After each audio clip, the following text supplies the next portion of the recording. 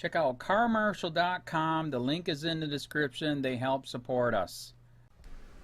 Hey, Charlotte County, this is Charlotte County COPWATCH. Before I do the story here, I am shocked. This made front page news in the Charlotte County Sun newspaper, and we've heard about the story for a long time now.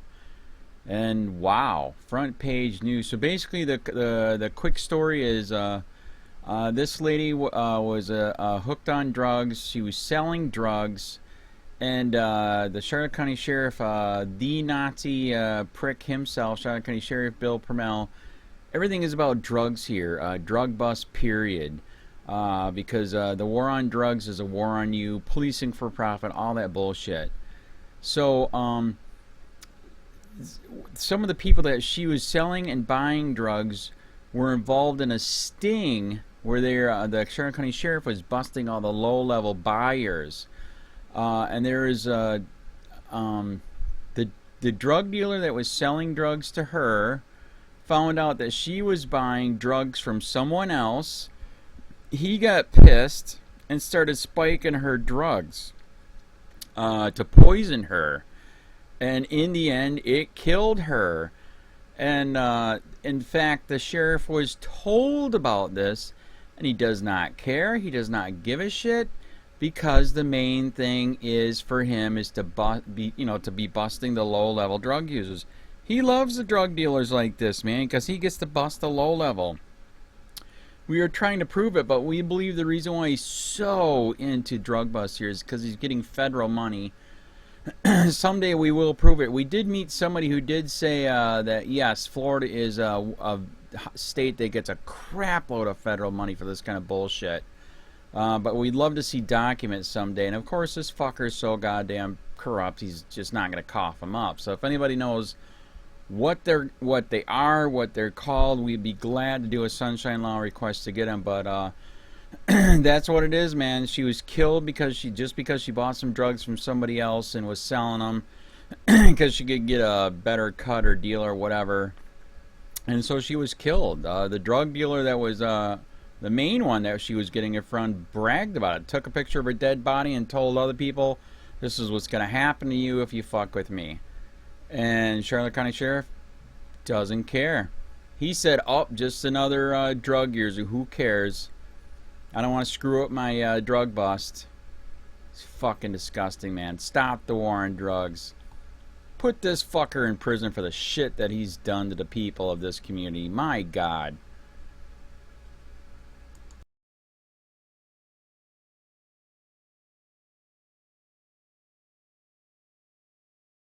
Wrapped in addiction. 6 years later, family grapples with mother's overdose death. By Ann Easker. Staff writer. About 2 days before Michelle Kiezer's death, her father, Jim Ackerman, drove to where she was staying at the Inn and Suites in Englewood. He went there out of desperation, to remind her how determined she'd once been to change things for good. I got out a bunch of letters she wrote to me when she was incarcerated, how she was going to turn her life around and how she was so sorry for the direction her life took and the drug situation and everything like that, he said. Her goal was to get her life back on track, with her kids and all that. I gave her those letters, and I gave her a hug. There wasn't much conversation. Beyond that, Kiezer was on her way to the laundry room, and Ackerman got back in his car and left, hoping the letters would sink in. It was the last time he saw her alive. When Kiezer wasn't on drugs, she was caring, bubbly, and fun. She loved riding her Harley and going to the beach. Her daughter remembers warm afternoons spent on the sandbar. Her father remembers how she always told him he was her hero. If she was alive today, she'd have a brand new granddaughter, born in February. But on March 29, 2012, Kiezer was found dead in her hotel room, lying on the floor by the sink, with used syringes, glass smoking pipes, and a bottle of crack above her on. Her goal was to get her life back on track, with her kids and all that. I gave her those letters, and I gave her a hug. Jim Ackerman, Michelle Kiezer's father. Michelle Kieser with her son Joel Housley and daughter Katie Kieser. Photos provided. Bottom line. This is just one family's story of a life cut too short by drug addiction. The counter. Her body was cold when law enforcement arrived. Kieser's toxicology report showed methamphetamine, cocaine, benzoylecinin, and hydroxyzine in her system. It was ruled an overdose, caused by polydrug abuse. Her death left a hole in the family, with everyone wondering just what happened and how things could have been different. Her daughter, Katie Kieser, heard a rumor that her mother's wasn't just a normal overdose but a poisoning by a vindictive drug dealer. She said Kieser was selling drugs for a man who is now in prison after a drug raid at his house in Englewood last year. When Kieser went behind his back, he wanted revenge. He was the ringleader, and she kind of went above his head and went around him and used his money to go to his guy and make money, Katie said. That's a big no-no, and he found out. She heard from multiple sources that the dealer began systematically poisoning the drugs he gave to her mother. The same story was told by Mark Kapuscinski, a friend of Michelle's and an alleged confidential informant for the Charlotte County Sheriff's Office in 2012. Writing from prison, Kapuscinski claims he witnessed the dealer make a batch of the toxic cocaine. He had taken some water out of a pool that was infested with algae and other parasites, he wrote. As the cocaine cooled and started to harden, he took a fork, dipped the tips of the fork into some sour milk that had went bad. Then placed the tip of the fork in some baking soda. Afterward, he started raking the fork through the cooling cocaine, over and over, until the cocaine hardened. Her father recalled seeing gray, discolored marks like spiderwebs on Kieser's ankles, which he thought was just from shooting up drugs at the time. Katie thinks it was an infection, like MRSA, that killed her mother.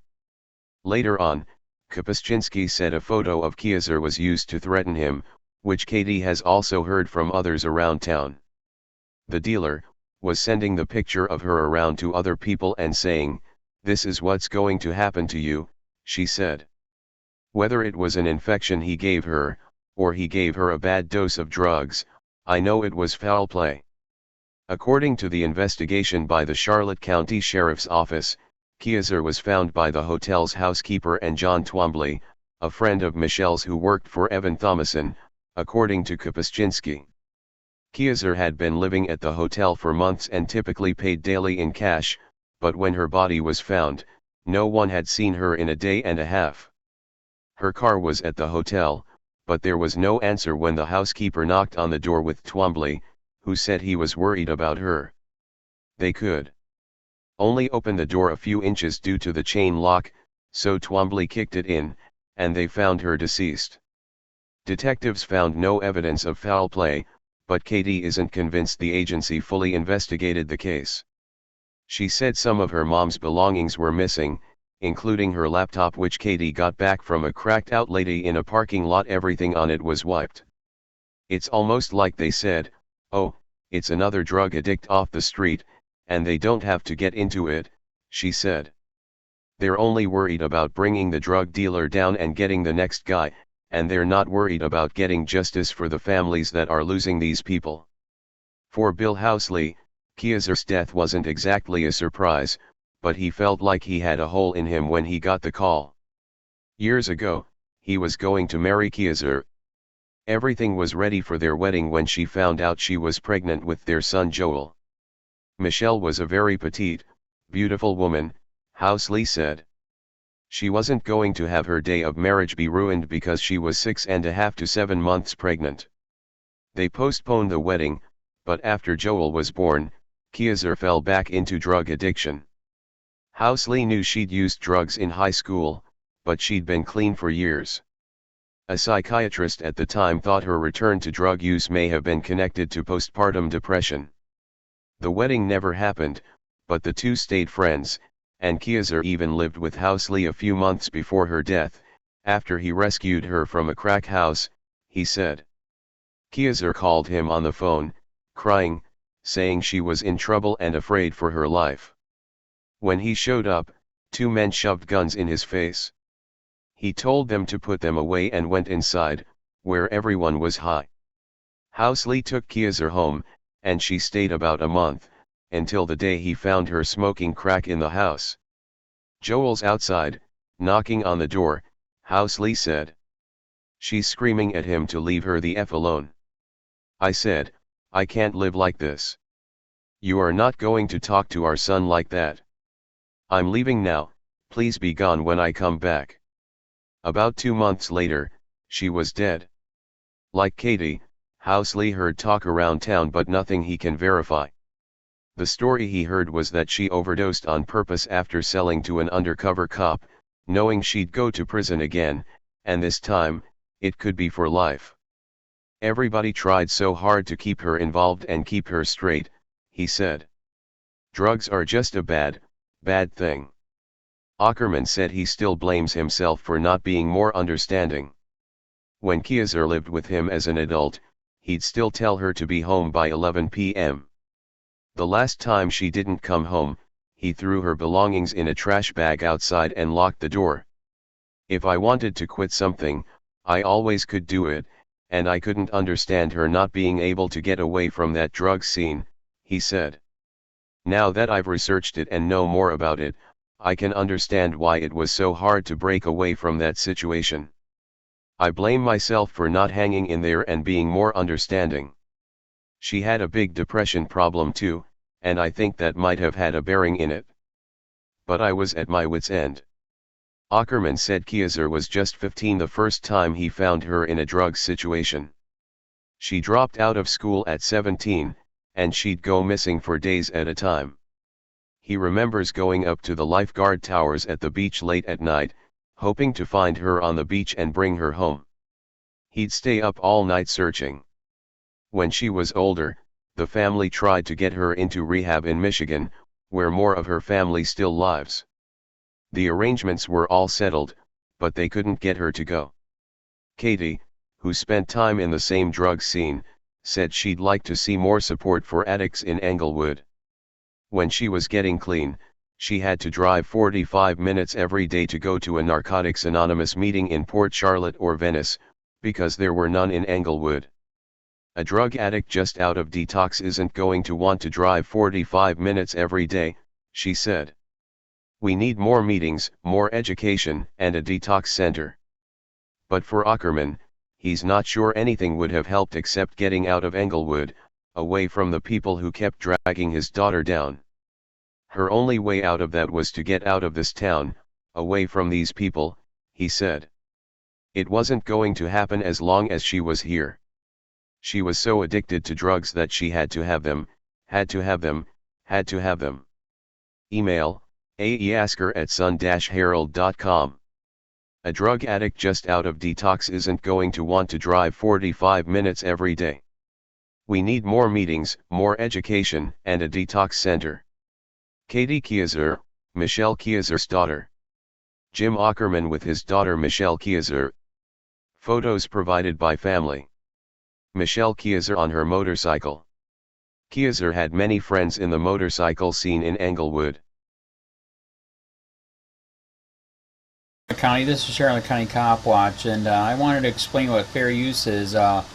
You can use pieces of news articles if you're doing it for news reporting, you have commentary, and you're doing it for education purposes. So that's what fair use is, as you can see right here.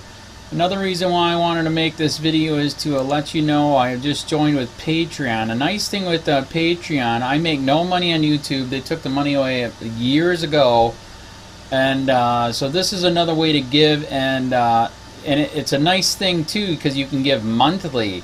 You can give $1, $5, $10, whatever. I do 4 to 5 hours a day on trying to wake the sheeple up on how corrupt it is and different ways that you can fight the corruption.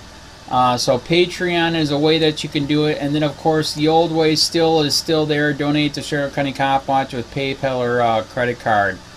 So keep that in mind. 4 to 5 hours a day. I make no money, but the corruption happened to me and I'm sick of it, so I'm trying to wake people up. But my wife would love it if some, if we could get some help out there. There's 47,000 subscribers. Just think if each one of you subscribers just gave a, let's say, actually, yes, $1 a month. 47,000 subscribers gave $1 a month. That would be awesome. That's not going to happen. But anyways, that would be great if it did happen. But, do the math in your head. Just think about it. Like I said, 4 to 5 hours a day. I get no money from YouTube. YouTube has gone nuts. You can't do anything anymore. They're taking the money away everywhere. So these are a couple different ways that you can still help out with all this time that I put in. And as you know, I'm in a special situation where, at least I can do it. 4 to 5 hours a day. We have a cleaning company during the day. That's what allows me to do this, and we're debt free. So this is my hobby. I don't go fishing and all that other crap. I try to save the world. So help me out to make the wife happy, man. In fact, if you guys did give $1 a day, and there was 47,000 of you, and you did it, and each of you gave $1, and that was every month, oh my God, yes, I could quit. I could start suing them. Another idea, too, that we have is, if I got, some funds, we could actually contact everyone that has been ticketed and or arrested and put in jail and start sending them postcards to let them know we're here, and to see if everything went all right, and if it didn't, find out their story. So we could even do more investigations and more lawsuits. Lawsuits take money. So just think about that. 47,000 of you so far right now. $1 a day. $1 a month on Patreon, or $5 a month Patreon, 10, 20, whatever. Just do the math in your head. Help out. This is a lot of work every single day. Thanks.